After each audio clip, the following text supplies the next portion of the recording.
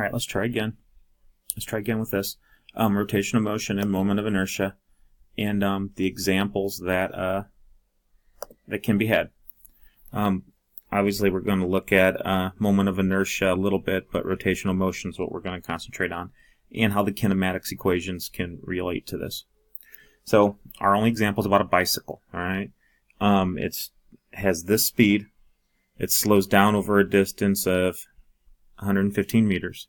The overall diameter is 68 centimeters for the tire. So we want to find the angular velocity of the wheels at instant time 0, the total number of revolutions each wheel rotates before coming to rest, and the angular acceleration of the wheel and the time it took to come to a stop.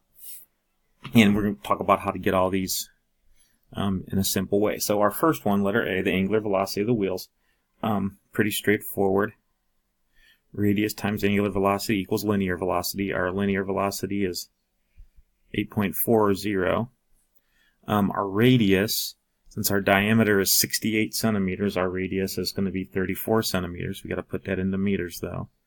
So 0.34 times angular velocity, and then just some algebra magic, and we get our angular velocity to be 24.7 radians per second. Okay, so there's our angular velocity. B is the total number of revolutions each wheel rotates before coming to rest. The big thing about this is that we know the diameter of a circle. Circumference of a circle, sorry. 2 pi r. So if we know that the circumference is 2 pi r and our r is 0.34, we know that in one rotation of the tire, that's how far we're going to cover, right?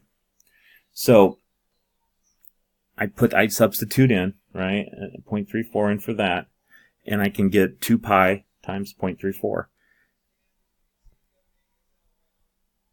115 meters is the total distance traveled.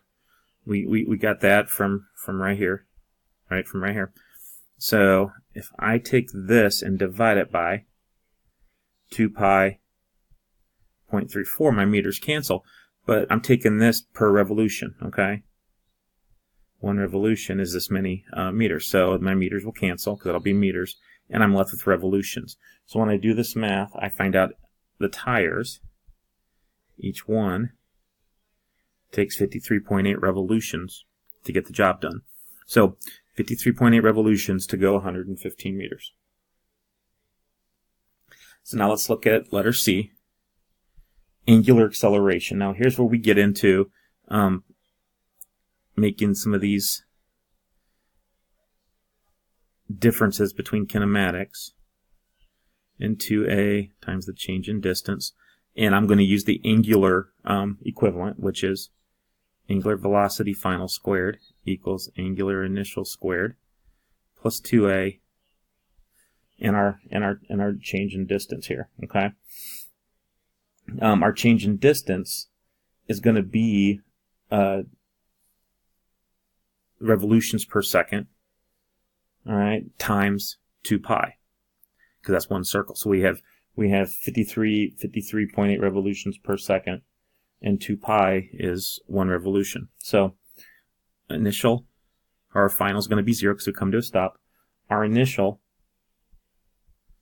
24.7 squared, plus 2 times our angular acceleration, times 53.8 multiplied by 2 pi, which tells us our change in distance, right? We're doing that many revolutions, and one revolution is 2 pi, multiplying together, and that's what we get. Our acceleration, in this case, is going to be negative 0.902, okay? Radians per second squared, and again, the math you can put in your calculator. So now I know my angular acceleration. And then D, time it takes to come to a stop. I'm actually going to use the easiest of the velocity equations with time, this one. And again, I just look at the numbers. My final is 0. My initial, 24.7, plus my angular acceleration of negative 0.902 multiplied by t. I solve for t, and I get 27.4 seconds. So it takes 27.4 seconds to travel that 115 meters.